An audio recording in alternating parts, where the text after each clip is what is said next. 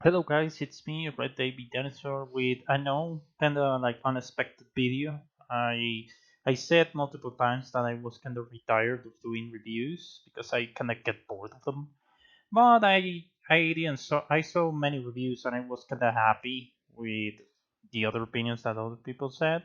They are entitled to them, like of course, but still I don't feel that they cover the whole thing as I want to be, so I'm gonna do it myself. The vehicle in question I'm going to review today is the Western Reever, or Reever, as you wish to call it. The Reever is based on an ARC Method 143. If you know about the brand of this bike, is basically co-founded by Keanu Reeves. Keanu Reeves, that main character of Cyberpunk and older main character of many movies like Matrix and John Wick. He actually owns part of Arc motorcycles. Pretty much is his idea, and he has many like models on this on Arc, like the Metal 143 that the Reaver is based on, and a few others like the KGRT one, and a few others that I don't remember very well because I was just investigating really quickly. Also, you can see in the lines also that is really inspired on the arc Nazare or Nazare. If you played Cyberpunk 2077, you know what is basically Jackie's bike. It's a beautiful, beautiful thing. It pretty much goes really well with the whole thing of Night City and basically the ambientation.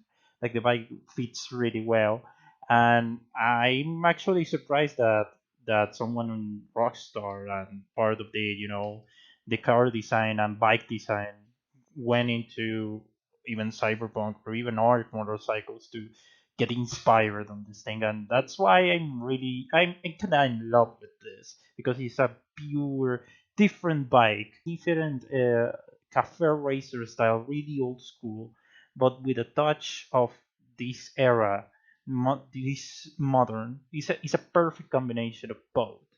So leaving styling behind, this is the part that I was kind of want to touch with is the performance. I actually test this thing against three other bikes. I picked the Shotaro.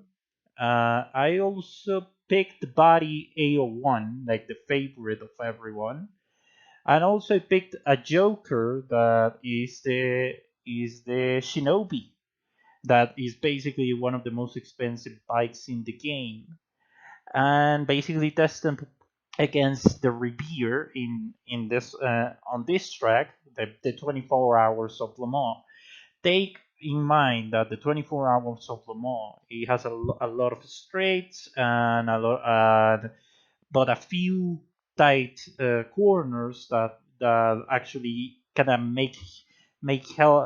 find the difference between all of these bikes. Well, we have with the Reveer that is actually really good on straights. The thing just flies away on straights. Like when it comes to like long hauls, this thing is really really good because you can just make a wheelie and it just keeps going. Like even bikes like the Patty are not able to keep up with on straight line with the Reveer. The thing with the Reveer that is kind of like a defect is the handling. It feels heavy on a corner. It kind of goes wide sometimes. That gets that feeling that is kind of a heavy bike to steer.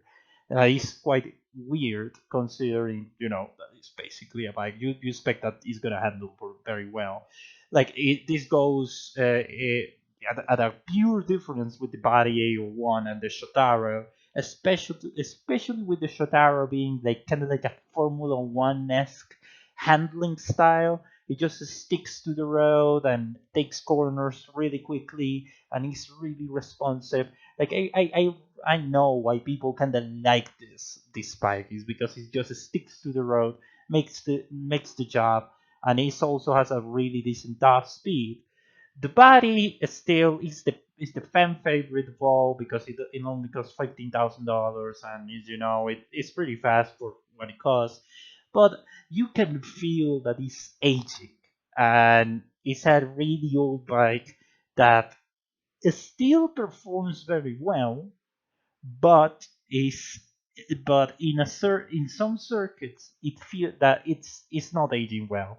So it's just sometimes just feels heavy, but also kind of responsive at the same, like depends of the situation, and it's still good. Don't get me wrong, but considering that we have the Shotaro and now the Reveal, and I'm not talking also with the glitch gargoyle that we have, is that is this body is old, and maybe you should stick around with newer bikes that will do the job better. Sure, body 801 gives you the kinda like this opportunity to be kinda good at everything, but at the same time it doesn't offer an extra of like what of the two bikes I described before can give you. Again, Shotaro has really good handling and sticks to the road, and is responsive. That's its bonus. And also the Reveer that sure it kind of lacks on the handling, but gives you a really good top speed when when you are just wheeling around. So that's the plus. And well, talking about the Shinobi again, it's more like a wild card I picked there. The Shinobi is like not not very good of everything. It's like it's just there. For me, it's just a bike that is a really is a looker. It's actually a really nice bike. I actually use it for a day or two.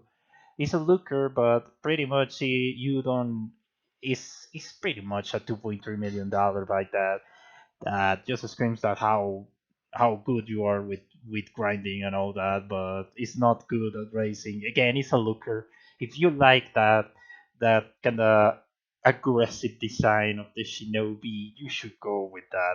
And if you have the resources, just don't listen. You just go for it if you like that thing. And that goes to every single bike I described, and also the cars and everything. It's up to you. Doesn't matter if you like it a lot. It doesn't matter what other people said. I mean, me, Profi, or everyone or anyone else that is making a review. If you like it, go for it. Like that's it. If you have the resources, also go for it. So yeah, that's pretty much I want to say. I want to cover all the bases up. That's why I make this comparison videos with the Shinobi, the Shotaro, the Revere, and the body to make kind of clear what is the good and the bad of everything of any bike. Also, we also describe the visuals and all that I also like to cover a lot. So yeah, that's all. Thank you very much. I really appreciate the opportunity that you're giving me. I know that I'm kind of delaying the finale of Watch Dogs Legion, but I think I'm gonna do a video with that. I think I'm gonna finish with a video and call it a day. So because I'm not feeling it, streaming it, like I'm so falling in love with Halo Infinite and other games. So yeah, expect a video with the finale. So if you are into Watch Dogs Legion and you are following the streams, just expect that. So yeah, thank you very much and see you on the next one. Goodbye.